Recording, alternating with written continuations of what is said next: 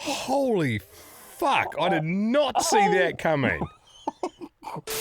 Welcome to the podcast. This is not for fucking radio. Caution, there will be some swearing. We are your host, Dunc and Hi, Jay Reeve. Heaps of new listeners, so if you're new to the podcast, there is a crazy amount of episodes that you can climb back through. One of the things we do on this podcast is a thing called War Stories. This is very, very well-written stories sent in to us from listeners around the globe. Someone at one point, remember someone was like, yeah, that can't be fucking true, that's AI. Mate, we do a radio show as well. We haven't got time to be doing AI shit on anything. This is copy-paste read, not even pre-read. It's quite an international one today. We've got a war story from Nebraska, also one from Wales. We got a great message all the way from Saskatchewan, from an English bloke, which has been transplanted in there as well. Lake Argyle gets a mention, which was where a guy got smacked by a crocodile. Survived, luckily. We talk about how to make turtle Burley after the population has recovered. And the Bermuda Triangle. Why it's not as big a deal as we make it out. And we're going to have a crack at a nickname for a bloke that's just a useless piece of shit.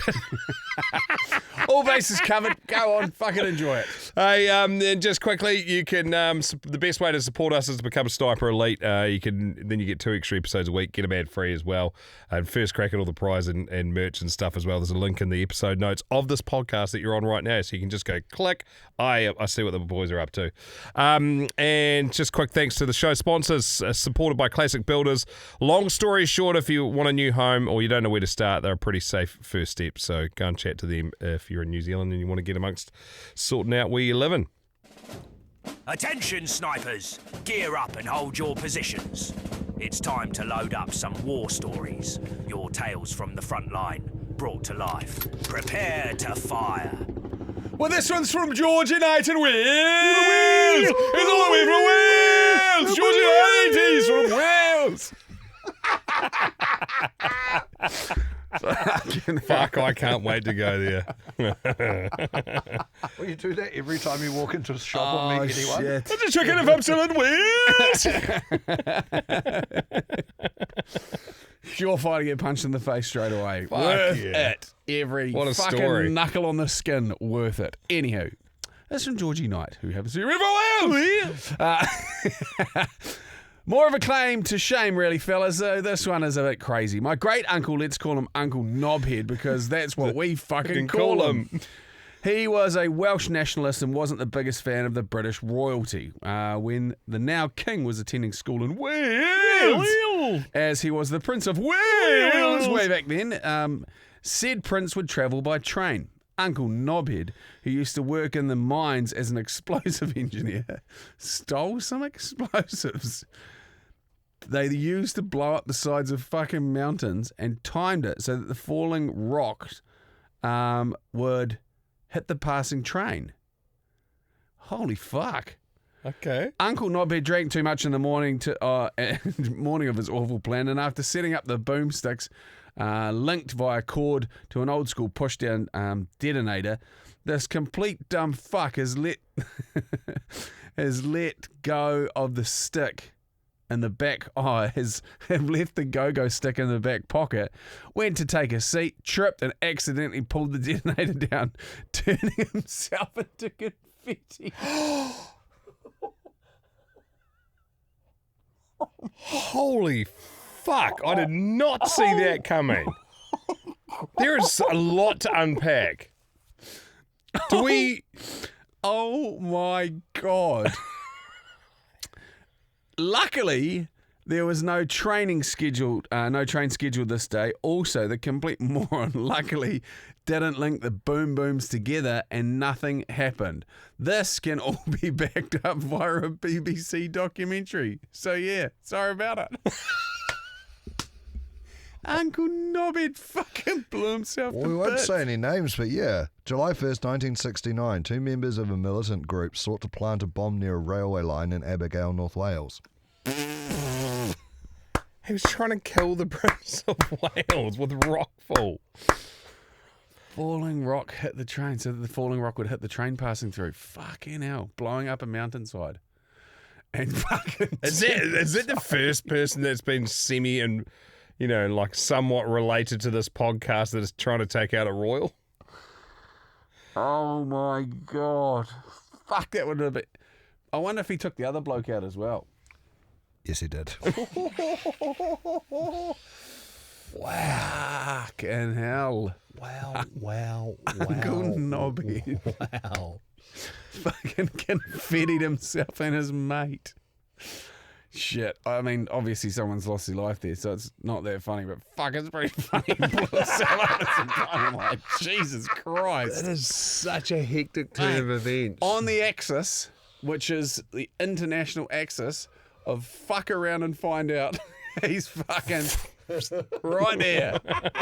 Apex. In a world where Jay and Dunc must survive the weak stomachs, the belly laughter are not for radio. Up the wires. Up the wires. You know how, I'm just going to quickly highlight how life can be a roller coaster just before we're outside having lunch. Oh, yeah. All right, Ronan Keating. Life is a roll. I don't even know the song. I'm semi-not. I heard it's probably quite a famous one. Was eating a burrito outside. You had a nice homemade pasta. Hucked a piece of the burrito. Oh, no, sorry, I lied. First bite. First bite. Didn't even fully finish my first bite. Down the front, I've got fucking whatever that is on the front of my shirt. Then I hucked a piece of the burrito into my sinus, my infected sinus. And then I was like, fuck, surely today can only go up. Then what did I do? Something that no other bloke's ever done. Reminded his own missus that it was her mum's birthday. I'm at the top of the roller coaster, guys. There it is. And I'll take that smattering of applause. You've salvaged what could otherwise been a shit day. That's it, mate. People, you know, I might be remembered for this. I know other people climb shit like Everest. Fucking this guy. Yeah, the problem is this is purely. Don't want to peak too early. That's my main issue now. This is a game. This is a game of pure angles. So most people eat with like probably maybe, you know, the 30-60 set squares, you know? Just slightly leaning forward there. So there's a drop into the lap possibility. Dunc eats on a 45. Just fucking kick right back. With a big motor as well. So much surface area to fuck with there when you're going from here to the plate. Oh, Shorten yeah. it down. 30-60 set square. Well, I've got to get rid of the gut then as well. So I tell you what, there is one benefit to a beer gut. You drop a chip when you're eating a chip, it just sits right in front of you in prime position, straight back up it goes. My mate Asher was lizard tonguing a whole bunch of fucking chip crackers off his chest. He's just sitting there with them all over himself, just going, yeah, just fucking soaking them up. Like How's Westy Lee the other day plays this game with his kids, and you've got to put a chocolate biscuit on your head. You put your head back, and then you've got to use your face muscles to maneuver it down to your mouth, and it's a race. We've tried it, and it's near on impossible. He made it look so easy. Yeah. And he reckoned there was another one he'd use. He'd be like, oh, man, like when I was fatter, because he's been on the old Ozempic or whatever it is, and he's lost so much weight. Where he's like, when I was fatter, I'd just have a broom beside my lazy boy and maneuver stuff around the room with the broom to pull it closer to him so he can grab it. Pick it up between his big toe and his next the next biggest toe. And then he'd flick it up to himself so he didn't need to leave the chair. He's also one of those people that... He's also one of those people that, he'll watch heaps of TV. Like, as we know, he loves TVs and movies and stuff. He will fall asleep watching TV, and, like, it might be... His missus will just go to bed, and it might say it's 11 o'clock at night, and he'll wake up at 2 o'clock in the morning, and that's when he goes off to bed. So he just sleeps on the lazy boy. I'm real jealous of that. I can never sleep on the couch when we're watching TV. Oh, if I'm destroyed, I can. If I'm not even remotely interested. Yeah, normally it's got to be like chicky shit TV. If you had a chicky shit TV, like fucking Selling Sunset or Keeping Up with the Kardashians or something. That's, you know what that is? That phrase is from This Is My Subaru, Don't Touch the Leather. Fucking remember that. Holy shit. When you're driving around in your shit car with your chicky shit music playing. Oh, it's a great parody song we'll put in the show notes. We can't actually play it now because we'll get in a lot of trouble. I don't know if we'll put it in the show notes. Probably isn't aged that great. Aged fucking poorly, I'd say. Yeah. This I came across, and as a kid, it was probably because of watching various shows like MacGyver and stuff. Quicksand was always going to be an issue fire ants or some sort of deadly ants. Plagues of locusts. Scorpion. I'm going to chuck scorpions in there. Scorpions, yeah, they seem like they'd be a bit of a fucking issue to deal with. Hurricanes, or tornadoes, man. Yeah, none of that shit we got here in New Zealand. I'm pretty sure.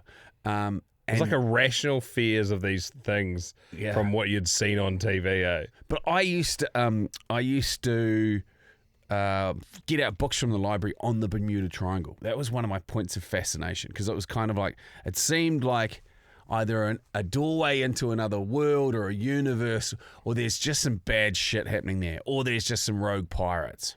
I always thought maybe it's like a portal into another universe, eh? Yeah, and so there's been 1,600 ships, ghost ships, operating in... You mean they've disappeared within? Some have disappeared. Some of them are just completely unmanned and just fucking floating around in the Bermuda Triangle. Well, you reckon they just sit in the currents there and they can't leave? So this is why. So it's a scientific thing where basically, you get onshore and offshore winds as part of convection when the land heats up and it draws in cold air from out of the ocean and so on and so forth. This is one of those points in the world, on the planet, one of the few points where it just drops into nothing. And so what they've got there is what they call the doldrums, where there's just no wind. So all of these sail ships that used to operate in that space just get stuck in this tidal pull around where there's no wind to blow them out of it. They're just kind of fucked. So the crew either perish or fucking make a raft for it and try and get away, getting off the bigger boats. 1,600's a lot. That's a lot of ships out there as well. And they also have they'd have problems with air like planes going through there. A bunch of weird That's shit the bit that used to weird me out. Yeah. Because of some way that it's the point on the ocean and whatever's happening down there makes the compass fucking disorientate itself. But inside the Bermuda Triangle in the ocean is that sargon weed, these massive big mats of weed that have just been pushed from all of the world's currents into this area. So you just get fucking bogged up in that as well. So you could be in like 3 square kilometers of sargon weed or whatever it is, which is like a fucking mat that's like 3 meters deep and it's just fucked. And you can't get away from it. So people try and make a walk for it. Because you can walk for ages like you've crashed into a landmass and then just fucking drop through a hole where it's a bit thin. And then you're stuck under the fucking matting. You just get jammed underneath it. You know what loves to live under that? Fucking big fish, because it's a great bit of habitat for them to hang out and you just get smoked. How many people have... There's also a theory around methane gas deposits in the area, which could be off the back of the sargon weed. Yeah, it will change if there's so much gas in the water. It changes the water density, so boats will sink quicker. So your chances of escaping or getting off it, or everyone dying, if your boat goes down quicker, not so many people get away. But it's, I don't know. They reckon there's no more boats that have disappeared there than in any other major shipping channel in the world. It's just become a pop culture thing. So I remember when they were doing the America's Cup in Bermuda, I was like, "Phew, how's this for a bit of a fact? How's this for a fact?" So, hang on a minute. Where are you getting your stats from, Kent? What? 1,600 ships? Yeah. I'm pulling up 100. What do you mean 16? Hey, I've got 100 ships, 1,000 lives after over the last century or two. Well, I've got the full clip that explains the whole thing. Well, that would have been... You don't want that though. You want a fucking rough encounter from myself. So, Flight 19 in 1945, 5 U.S. Navy torpedo bombers on a training flight vanish. The rescue plane also disappeared. Bad weather, bad navigation, and fuel issues are probably the boring but likely reasons. They had... Oh, this is a fucking... Can you play this? Can you play that link there, Tom? The USS Cyclops in 1918, a huge US Navy ship disappeared with 309 crew. No wreck found. The Witchcraft of 67, small cabin cruiser vanishes after calling for help near Miami. Could have sunk quickly in rough water, though. Yeah, Tom's going to play it. He'll do a better job of explaining it. All right, let's have a look. So then you'll get like basically a heart. You'll be able now to see how I... It's not that I don't trust your voice, but I would like to hear it from somebody else. This is the absorption of facts from me and then the actual fabric. This is a good indication. Go. This is ghost ships. So ghost ships were ships that are just floating, drifting in the ocean with nobody on them. And this is from the U.S. Hydrographic Survey. They documented 1,600 ghost ships. Boom, bitch!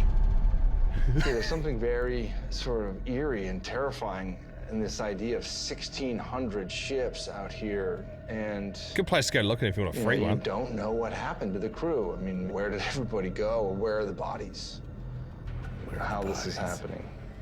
During a 7-year survey starting in 1887, the U.S. Hydrographic Office found the existence of 1,600 ships floating at sea without a single soul on board. 1,600 floating ships and 0 sailors.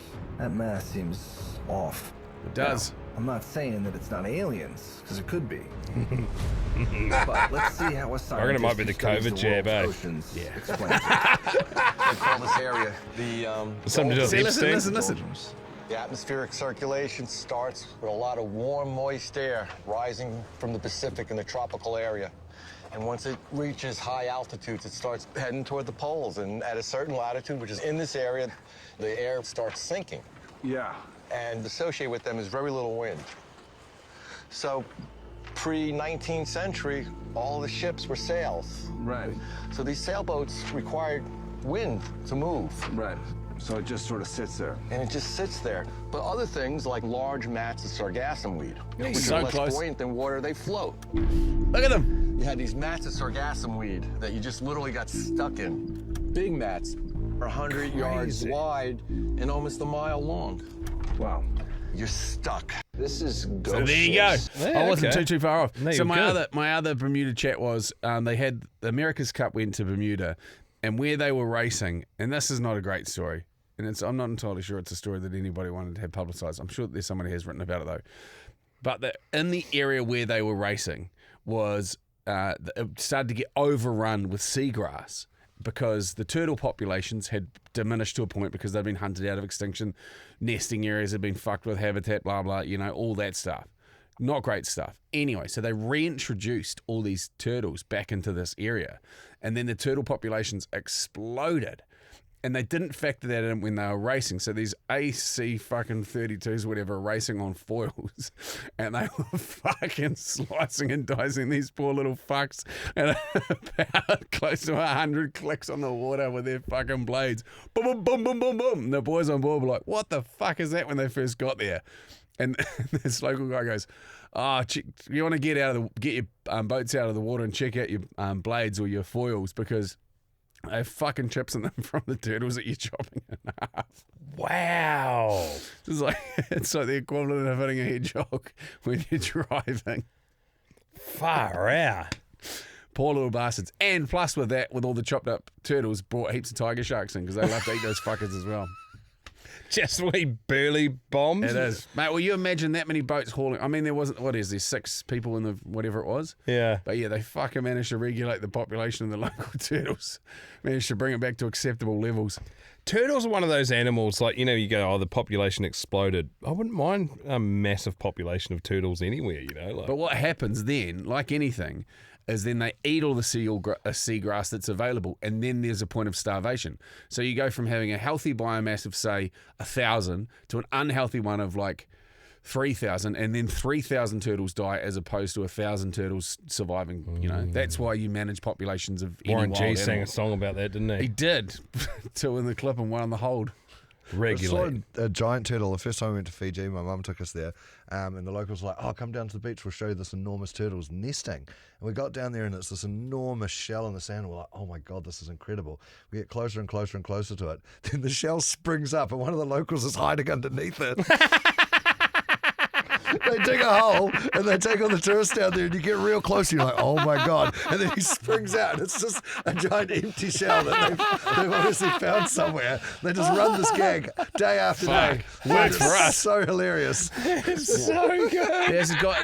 It's one of the best real survival stories of Oh my the gosh. family that got shipwrecked at sea, where orcas fucking tried to sink their boat thinking it was a whale, and they were at sea for ages, and they lived off basically eating turtles And drinking the blood. and drinking the blood of them. Fuck, it's crazy. Because they couldn't drink water, obviously. No. They were getting a little bit off the sails or whatever. And Yeah. did they all survive that one, eh? Yeah, not a single one of them perished. Which and is- that poor prick.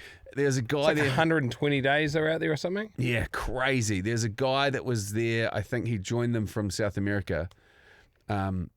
And this is his first time ever sailing. He's like, what an adventure. 3 days into it, they got fucking sunk and were at sea for 120 days. Shit house. Yeah, that's easily one of the best. I haven't listened to one of those for ages, Real Survival Stories. That's one of the best ones for sure. Should we go to the kids were absolutely rattled by it. Should we go to the sniper line? Yeah, couple of sniper line. Oh, a couple of things as well with the war stories we've noticed, and if you're listening to lots at once, you might have noticed a couple of double ups. But what we've figured out is happening is people are resubmitting war stories. So if you've submitted it and we haven't read it, it's still on the list to be read. And if anything, it probably just means it's getting closer to the top. But when you punch it in again, sometimes because we have been repeating them, we've been grabbing for some of the new ones that are coming through, trying to figure it out, and that's actually making it worse. So if you've sent one, we've got it. Yeah. And as far as the sniper line goes, we'll do a Not For Radio hat for the best one. I think we've got a few more of those floating about. Money can't buy Not For Radio hat, so if you would like a Not For Radio hat, your best bet is to send us a voice memo. Same story, link in the show notes. Click on the link tree link there and then go send us a yarn. Or you can fire it through the Not For Radio Facebook page. So this one from Ben. How are fellas and fellettes? Ben here, English lad, living in Saskatchewan, Canada. Me. Don't know why, because it's the fucking flattest place on planet Earth. I digress. This yarn I'm going to tell you is just a couple of fucking things that I used to get up to as a kid when we lived in Norfolk in the south of England. Used to go to work with my dad every day, or well, not every day, every weekend as much as I could. He was a shepherd that worked on an army base next to a place called Watton. I can't remember what the name of the fucking army base is called, but from what I remember, it was one of the last places that like cadets and the army would go to before they went to Afghanistan or Iraq, war zone kind of areas. When you arrive at this place, like as an army cadet, one of the first things kind of that happens is you're in a bus driving through this land. It's fucking huge, like massive.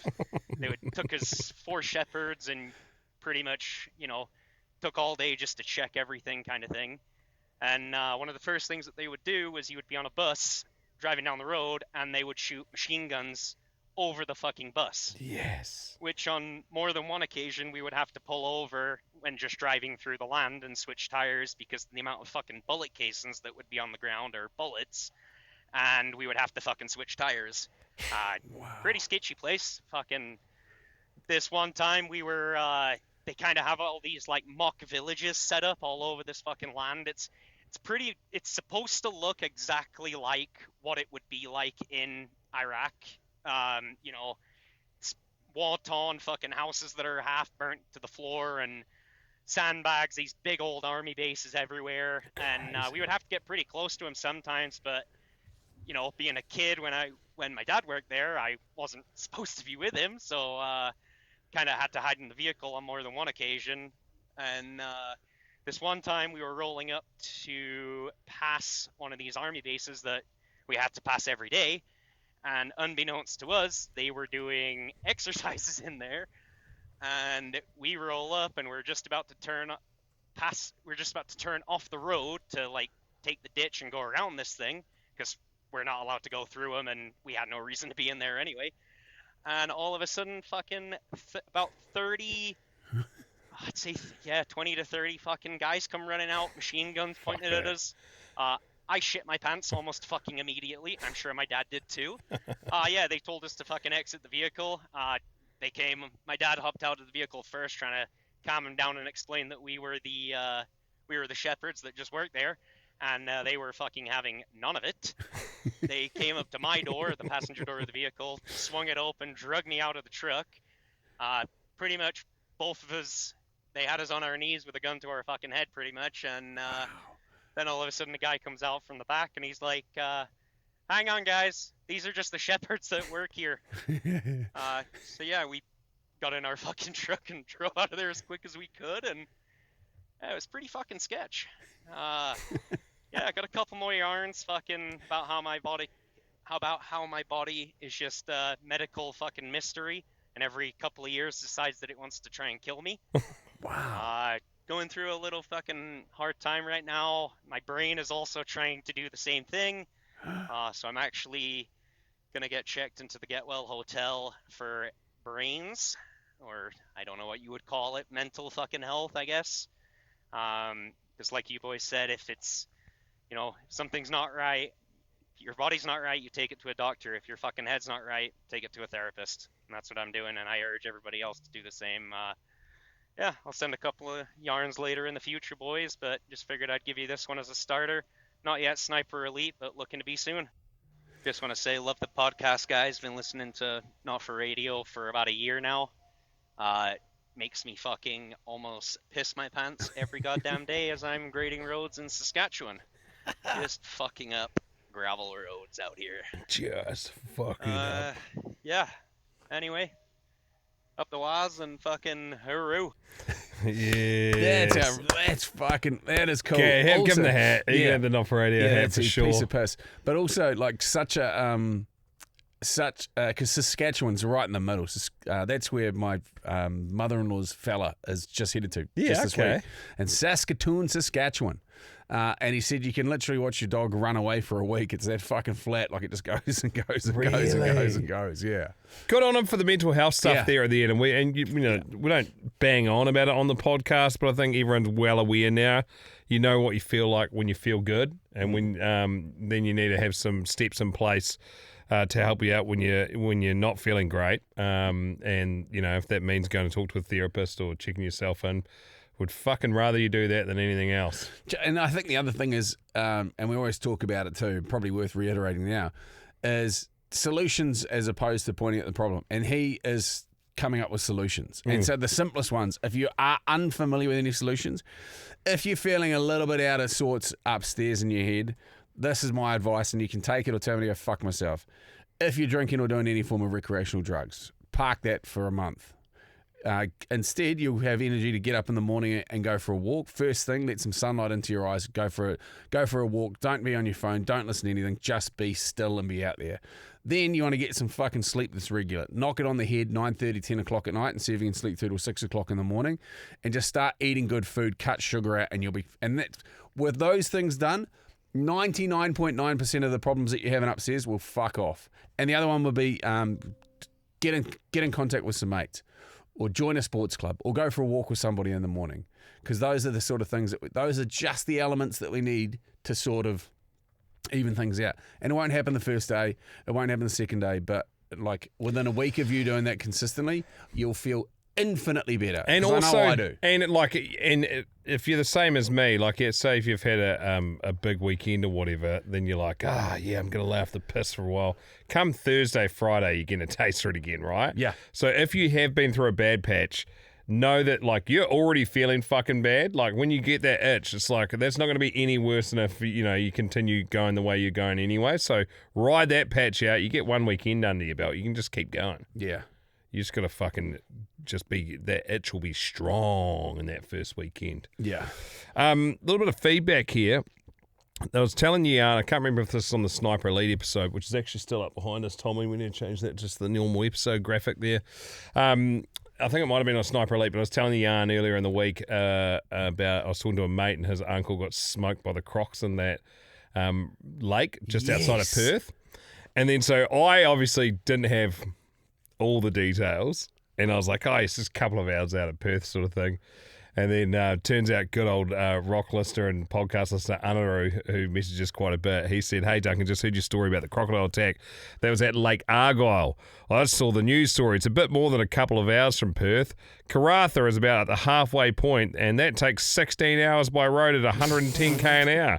It's about a 5-day drive north of Perth, 5 days. 5 days. And you'll still be in Western Australia, lol. I did look at doing a scuba dive in this Lake Argyle in the Kimberley region once, but apparently there's saltwater and freshwater crocs in that lake. Kind of made me not so keen. Cheers." Okay, so this is probably the misconception for me. So when I think of Perth, I think Perth is at the top of Western Australia. Oh, Perth is right at the bottom left. Level pegging basically with fucking Adelaide, or just slightly north.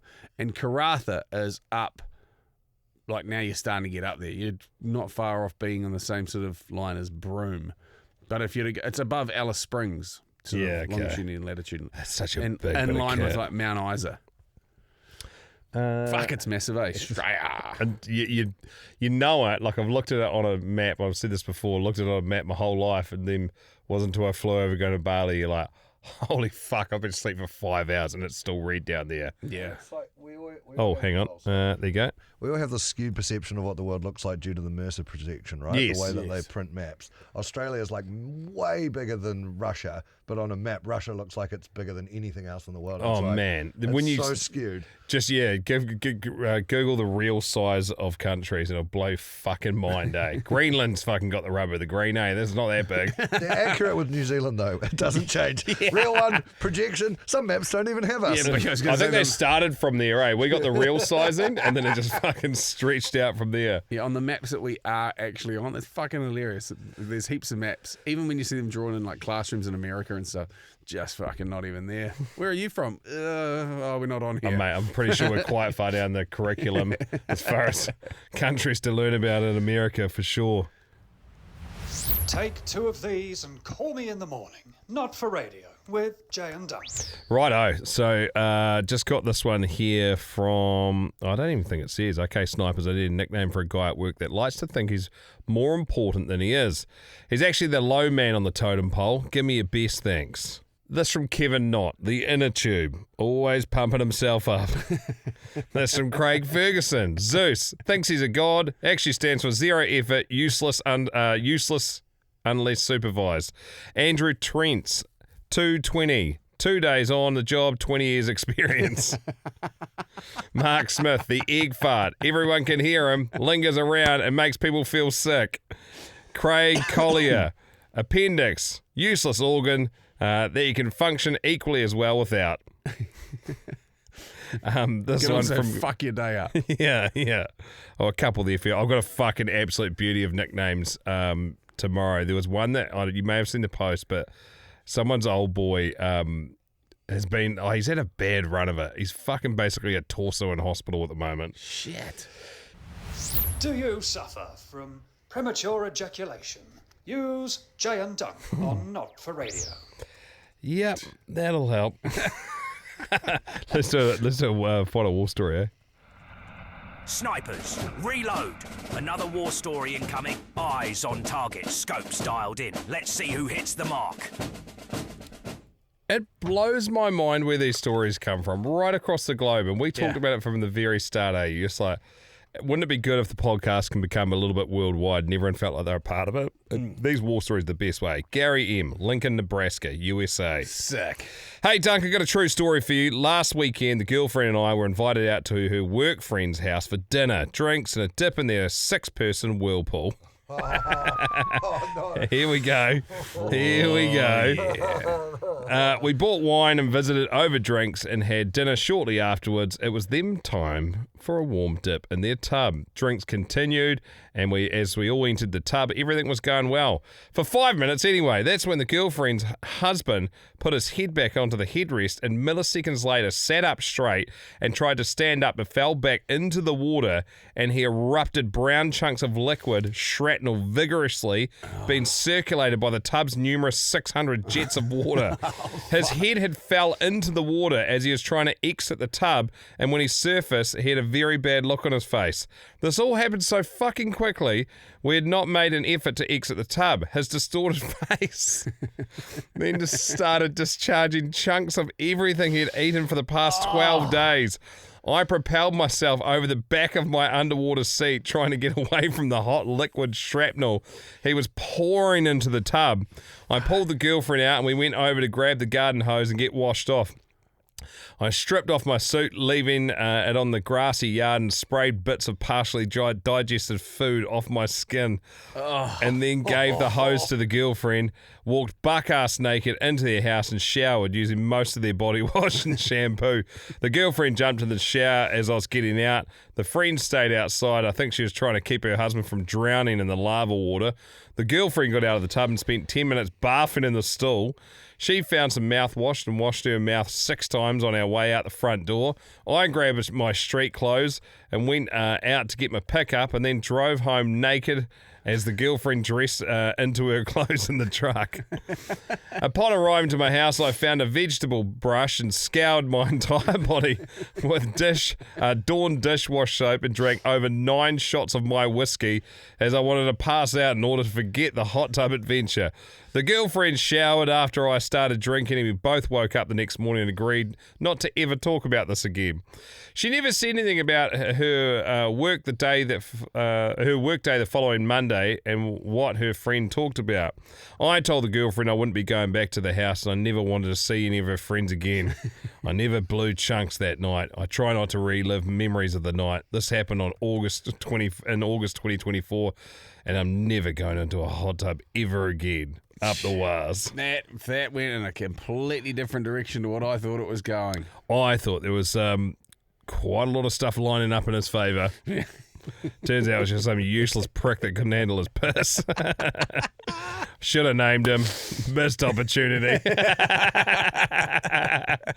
What are the chances if you're like, fuck, it's a low point in my life, and then someone's like, oh, you ever listen to these two Kiwi fuckwits talking about you spewing in your spa? You big virgin.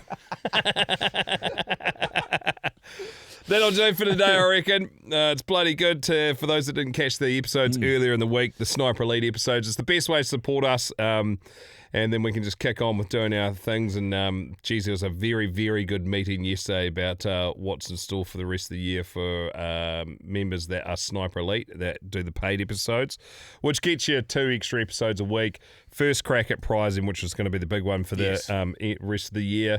And then first crack at merch as well, ad-free. And we now have a YouTube subscription as well for those that love listening to this on YouTube. You might be watching this on YouTube right now. And we're looking at reducing the rate on that too. Yeah, we'll do a little bit of a sharpening of the pencil on that because we just think it's fucking a touch outside of what we think is reasonable. But the main thing is, we've said it from the beginning, we want to be able to either get to where you are or get you to where we are, and that's always been the goal, is just bringing people together. Like whether it be on the Sniper's Nightmare Facebook group or in real life, that's the ultimate goal for the podcast. So the a couple of things that we've got coming up before the end of the year, and then we're going to get the cadence up on those, which excites me to no end. So once again, if you do want to become Sniper Elite and get amongst that, I think there's a special for the year which gets it a little bit cheaper. Just click on the show notes, do it through Supporting Cast there. The Apple rates have come back a little bit too, so pretty good for us there as well. But Supporting Cast is probably the better one. Just click through to our Rover website. You'll see another couple of podcasts from our stable as well, and just click on our one, get amongst it. That'll be awesome. Have a friggin' great rest of your Thursday. Yeah. Go well, go long. And up the wires. And up the wires. Well, smack my arse and call me Susan. It's Jay and Dunc on Not For Radio.